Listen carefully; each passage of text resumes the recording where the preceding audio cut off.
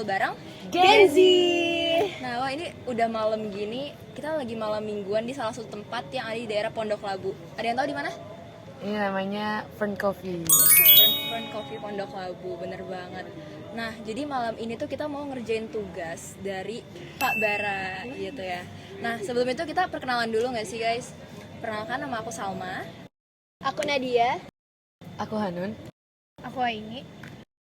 Nah, bener. Terus kita lagi ada di bawah pohon. Berarti kita mau ngebahas apa sih? Lingkungan Kali ini gak kita sih? bahas lingkungan. Lingkungan, iya. Karena di sekolah kita lagi bahas globalisasi, terus salah satunya tuh ada di lingkungan lokal. Jadi hari ini kita bakal ngebahas globalisasi di lingkungan lokal. Nah, sebelum kita masuk ke materi lebih jauh, kita harus tahu dulu nggak sih tentang globalisasi itu apa? Dari yang aku baca, globalisasi itu adalah hubungan dunia melalui antar dua negara untuk menghilangkan batasan-batasan antar negara itu. Terus kalau lingkungan lokal, nah apa deh tahu nggak sih lingkungan lokal tuh apa? Apa tuh Nun? Soalnya muka serius banget nih dari tadi nih. Udah serius banget jadi kayak, oh kayak tahu semuanya nih ya gitu. Sebenarnya ya, karena kalau ngomongin globalisasi itu kita lebih sering di lingkup global. Aku sebenarnya kurang paham juga apa itu cara lokalnya. Cuman kalau misalnya dari kata-kata, mungkin globalisasi lokal itu masuknya budaya global yang mempengaruhi budaya lokal, tapi tidak menghilangkan budaya lokal tersebut. Jadi kita ikutin apa? Nah, jadi kita udah tahu nih tentang globalisasi dan juga lingkungan global. Kita juga harus ngebahas kayak contoh-contohnya nggak sih? Apalagi ini kalau lokal berarti di Indonesia banyak banget permasalahan lingkungan lokal yang emang terjadi di Indonesia dan berdampak juga bagi global, nggak cuma berdampak di Indonesia. Salah satunya ada kebakaran hutan, bener nggak sih? Benar-benar. Itu tuh kalau nggak salah di Kalimantan ya? Iya bener, di Kalimantan sama di Bangka Belitung itu salah satu tempat yang emang paling sering terjadi kebakaran hutan. Hampir setiap tahun. Bener. Demi apa? Karena apa? Karena banyak pohon juga nggak sih di Kalimantan? Paru-paru Dunia. Tapi aku penasaran deh, Kalimantan itu masih jadi paru-paru dunia nggak sih sampai sekarang? Jadi aku udah jarang dengar banget kalau misalnya Kalimantan itu disebut sebagai paru-paru dunia. Mungkin salah satunya karena kebakaran hutan ini yang terlalu sering terjadi di sana kali ya. Bener, kebakaran hutan terus tambah industri juga sih. Benar. Itu dengan ada dua combo itu juga pasti mempengaruhi negara lain. Karena di populasi udaranya. Bener, kan kalau kebakaran hutan berarti dia berpengaruh ke populasi pohon. udara apa? Yang Polusi. tambah banyak. Polusi guys. Populasi. Polusi. Polusi ya. Polusi Nah, udara. kalau udah kebakaran hutan tuh pasti kan pencemaran polusi. Terus kalau kebakaran hutan itu emang besar banget karena banyak pohon di lingkungan hutan, itu pasti bakal berdampak ke negara-negara lain. Apalagi kan juga Kalimantan tuh deket banget sama Malaysia, Brunei. Itu pasti bakal, oh iya Singapura. Tapi Malaysia Jauh. juga dekat. Enggak, Malaysia. Malaysia Iya, ya? Malaysia, Brunei. Kalimantan Betul. nempel sama Kalimantan. Gini guys. Ya, nempel. Nah, jadinya pasti dari Malaysia juga kena dampaknya, mungkin kayak polusi udara mereka juga. Polusi udara mereka juga meningkat kayak gitu. Terus kebakaran hutan tuh kan juga nggak cuma terjadi karena Cuaca karena alam. juga dari alam. Kan kalau Bisa alam jadi- karena kemarau. Ya, kemarau, Bisa juga terjadi karena suhu ekstrim gitu-gitu. Kalau misalnya kita ambil contoh lain, pastinya dari manusia itu sendiri, benar. lingkungan itu sendiri. Kenapa tuh kira-kira? Salah satunya mungkin pembakaran liar, Pembakaran liar. Oh iya benar. pembunuhan liar. Karena manusia tuh kadang suka iseng aja nggak sih? Jiwa iseng manusia tuh, apalagi Gen Z tuh banyak penasarannya nggak sih kalau Gen Z tuh? Tapi nggak gitu juga kali. Sejauh ini kayaknya harusnya bukan Gen Z yang ngelakuin. Bener-bener. Jadi kadang tuh ada karena putungan rokok, bahkan cuma rokok kecil doang, tapi bisa berpengaruh. Terus juga ya orang-orang iseng aja, mungkin kayak mereka pengen nyari kepuasan tersendiri dari kebakaran hutan itu. Biasanya orang-orang kayak gini tuh karena apa ya mereka ngelakuin ini? Kalian tuh penasaran gak sih kayak apa di pikiran Motifnya mereka? tuh apa ya? Iya, motif buat ngelakuin itu apa? Gitu. Penasaran sih, mungkin kayak pengen menuhin hasrat semata aja kali ya. Tapi kenapa mereka itu nggak bisa mikirin dampak buat lingkungan yang lainnya? Itu SDM sih, emang Indonesia tuh emang SDM masih kurang banget. Bener gak sih? Bener. Biasanya dan kejadian kayak gini pun biasanya di daerah-daerah yang kurang dipandang juga sama pemerintah. Oh iya benar. Kayak ya karena kurang dipandang juga, jadi mereka tuh juga nggak dapat banyak penyuluhan tentang hal ini. Jadinya mungkin mereka karena mikir ini hal sepele, jadi ngelakuin aja padahal sebenarnya dampaknya bisa ke internasional pun, Benar. ke negara lain. Ya jujur, tapi SDM rendah tuh karena kurangnya edukasi nggak sih dari pemerintahnya sendiri? Iya, Benar, makanya tadi kan benar. kita bilang Kita kalau itu senggol. di daerah-daerah biasanya yang kurang perhatian dari dari pemerintah itu pemerintahnya sendiri. gitu. Nah, ngomongin polusi nih, aku sempat baca sih kayak di artikel gitu, ada perusahaan namanya tuh Rayon Utama Makmur. Jadi dia tuh produksi rayon, terus juga dampak ke masyarakat tuh bener-bener kena banget. Kayak masyarakat tuh kena dampak polusi, yaitu ada bau menyengat gitu loh dari arah pabrik gitu. Jadi kayak bener banget polusi udara tuh kayak bener-bener mempengaruhi banget. Jadi tuh kayak masyarakat tuh suka pusing, mual, terus juga kayak ada saluran pernapasan juga karena masalah dari polusi udara itu.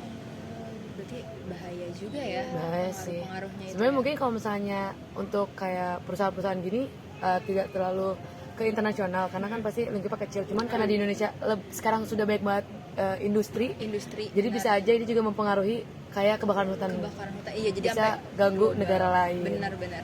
Dan sebenarnya ya kalau kita lihat pasti perusahaan-perusahaan ini didirikan sama orang-orang yang berpendidikan, Yes. sekolah, Ha-ha. yang udah pasti mempelajari tentang dampak-dampak dari kejadian-kejadian kayak gitu kan. Betul. Pengetahuannya Tapi- luas nggak sih? Iya, tapi kenapa ya mereka tuh masih ngelakuin kayak gitu tuh?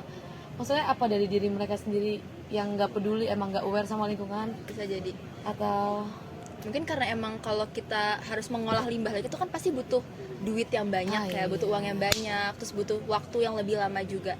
Jadi mungkin mereka lebih merasakan, aduh kalau kita udahlah buang sembarangan aja, toh juga kan orang-orang nggak terlalu mikirin gitu ya. Jadinya ya udah mereka sembarangan, dan itu juga kan nggak ngeluarin banyak uang juga ya. Terus apalagi tuh? di pemerintahan sendiri pun jarang nggak sih dilihat kayak walaupun misalnya ada bacaan membuang sampah di sini denda 500.000 bla bla bla gitu. Cuman aku nggak pernah lihat itu tuh terjadi langsung gitu. Oh, iya, kayak benar. walaupun ada yang buang sampah tapi nggak tahu dia denda atau enggak. Iya. Kayak cuman sekedar Peringatan aja. Peringatan aja. Terus juga kan kalau buang-buang kayak gitu, emang kita tahu siapa yang buang gitu. Nah, itu dia. Bener kan? Benar. Padahal harusnya kalau perusahaan-perusahaan kayak gitu pemerintah harusnya bisa lebih gampang Iya, untuk lebih mengatasi kalau misalnya mereka mencemari lingkungan di lingkungannya. Iya benar-benar. Terus selain udara dia juga ada pengaruh lain nggak tuh? Misalnya mungkin kayak di air atau di laut-laut gitu? Ada sih pencemaran limbah airnya gitu. Jadi pembuangan limbahnya itu tuh ngerusak lahan pertanian. Jadi tuh irigasi sungai di pertanian tuh Alirannya. benar-benar tuh kayak udah tercemar banget sama limbah-limbah yang ada di pabrik itu.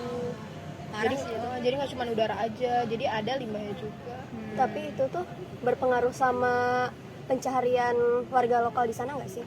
Iya dong, karena tuh kan pencemaran itu kan benar-benar ngecemarin lahan pertanian itu kan. Jadi mau nggak mau masyarakat juga bingung kan kayak gimana atasinya. Ya, padahal kalau dipikir-pikir pertanian itu salah satu Mata yang pencarian terbesar. iya di Indonesia yang harusnya kan bisa negara dikembangkan lebih bener. paling Ya terus juga kan lautan itu kan kalau udah sungai doang tuh pasti dia bakal ngalir-ngalir ke laut dan lain sebagainya nggak sih? Ngalir. Ya jadinya bisa aja berdampak ke negara lain juga. Kalau semakin banyak terus tambah dari daerah-daerah lain juga, kena lah tuh dampaknya, jadi globalisasi walaupun lagi. di dunia ini lebih banyak perairan tapi kalau misalnya kita juga lebih banyak industri yang kayak gitu Iya. pasti bisa mencemari lingkungan. Bener banget, aduh motornya berisik banget ya Allah. Nah, kalau misalnya udah ngomongin air dan laut, aku sih punya satu kasus ya dari Raja Ampat. Tapi sebelum mulai ke sana kalian bisa makan sama minum dulu nih. Aduh, Biar nggak tegang ya, nggak tegang ya. Haus. Minum, Makan guys, ayo diambil dulu. Nah, sembari kalian makan, fun fact kan Raja Ampat kan masih banyak kayak hutan lindung, terus hewan-hewan yang masih lengkap, terus habis itu laut yang masih indah. Nah, tapi di sana tuh banyak perusahaan nikel sama tambang dan Freeport itu yang memanfaatkan Raja Ampat tersebut.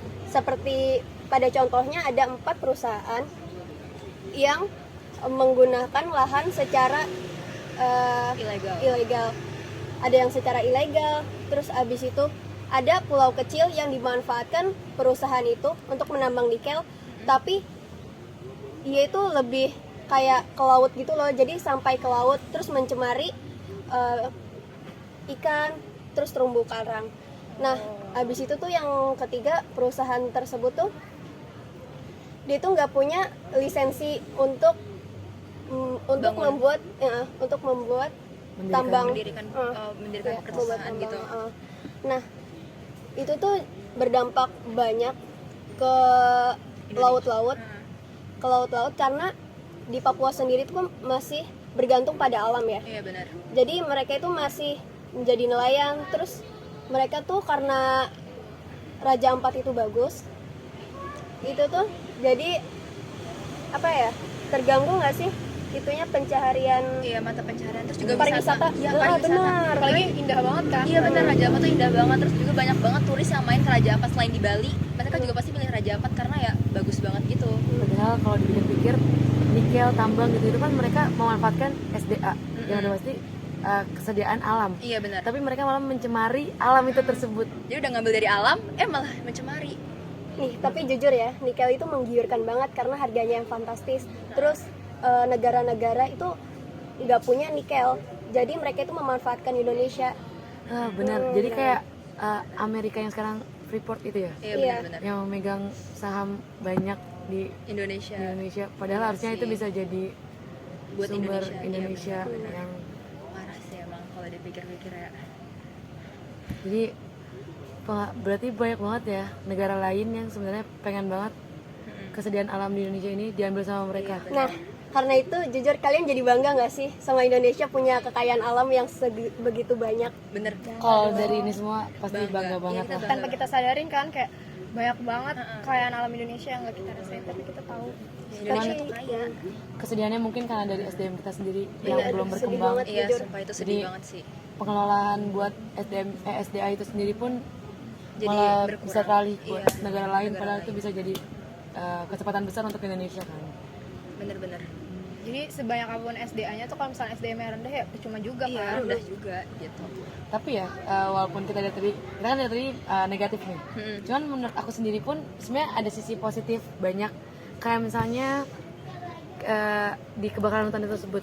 Kan terjadi kebakaran itu terjadi di daerah-daerah terpencil biasanya. Tetapi yang aku tahu pasti mereka kan nyari tahu tentang gimana sih nih cara menanggulanginya, terus gimana sih cara-caranya gitu. Dan karena kurangnya di Indonesia pengetahuan seperti itu, pasti mereka kan nyari tahu tentang ke negara-negara lain yang emang udah pengalaman seperti kayak Amerika yang waktu terjadi kebakaran besar. Bener-bener. Itu pasti kan jadinya banyak mahasiswa yang muncul-muncul juga, KKN di sana untuk mencari tahu apa masalah-masalahnya. Dan orang-orang di desa pun jadinya pengen tahu juga. Jadinya karena rasa ingin tahu mereka juga, mereka bisa kolaborasi sama negara-negara lain, bisa kayak bikin ikatan yang mengurusi kebakaran hutan iya, secara bisa. ini. Bener-bener. Itu bener sih. Terus selain itu juga kalau udah kebakaran hutan, biar kita bisa nyelamatin bumi lagi tuh kita perlu banget yang namanya reboisasi nggak sih? Pasti ada lah organisasi-organisasi yang emang mendukung untuk ya namanya penanaman pohon. Apalagi juga kan Indonesia tuh kalau nggak salah ada hari penanaman pohon juga ya. Nah itu jadi bisa tuh kita pakai buat ya nanam pohon biar nanti walaupun terjadi kebakaran hutan lagi kita masih bisa terus menghirup udara segar dari pohon-pohon itu walaupun ya nunggunya lama juga sih. Dan setahu aku buat yang tadi kita perusahaan yang asap itu, sekarang banyak perusahaan yang udah menggunakan produk luar untuk apa ya namanya, inian asapnya dia, apa namanya? Cerobong, uap. Iya, menyaring. Menyaring. Jadi mereka belajar dari luar. Jadi perusahaan mereka itu uapnya itu nggak uap kotor yang keluar, tapi Uap udah bersih. disaring. Jadi bisa mengurangi polusi udara di udara. Indonesia. Bener-bener. Jadi sebenarnya negara luar yang masuk ke Indonesia pun nggak semuanya negatif. Jadi Ada dampak dampak positifnya positifnya juga.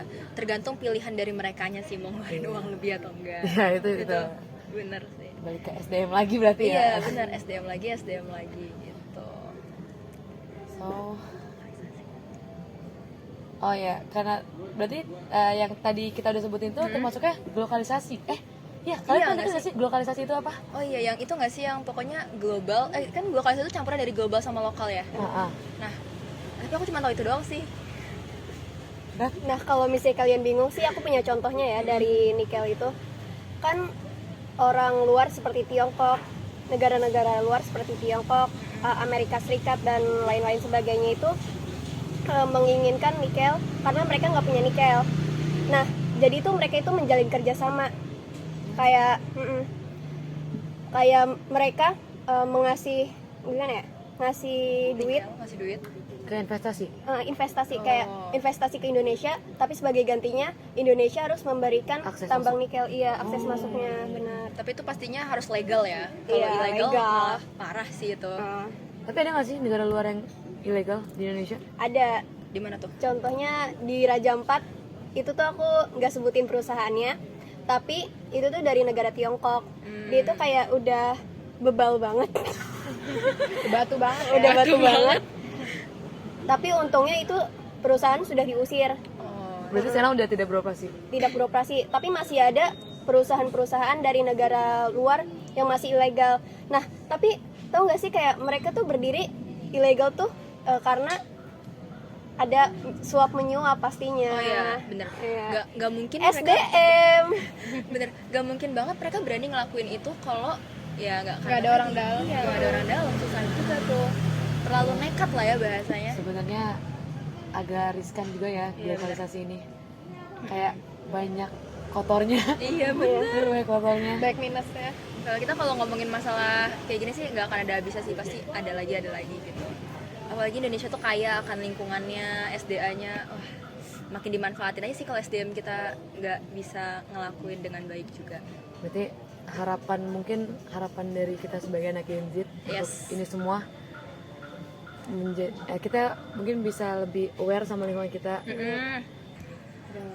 Udah jauh banget obrolan kita. Bener, seru banget nggak sih tapi ya? Iya nggak kerasa banget ya. Udah banyak Tapi ini obrolan sepele yang penting ya. bener penting Ini banget. kayaknya emang harus diobrolin sama setiap Gen Z. Dan yang pastinya udah harus banyak sosialisasi tentang hal-hal kayak gini di Indonesia, biar orang-orang di Indonesia pun lebih aware sama lingkungannya. Jadi buat video kali ini kita cukupkan sampai di sini. Gitu aja sih, kayak udah seru juga ya, jadinya udah makin malam juga, capek mau pulang kali ya, istirahat. Aduh, Kita mau Gen Z istirahat adalah ini. Malam minggu kita jiwa buat Gen Z. ini. Aduh, tapi nggak apa, kita seneng kalau gitu. Udah kali ya. Ya itu. Oke, sekian dari kelompok kita, dari pembahasan mengenai Globalisasi dan lingkungan sosial. lingkungan lokal. Astagfirullahaladzim guys. Lingkungan Makin malam lokal. Gen Z capek. Oke, kalau gitu kita tutup videonya. Dan semuanya, semoga video ini bermanfaat. So, bye. Tunggu video kita selanjutnya. Jangan lupa subscribe. Wow.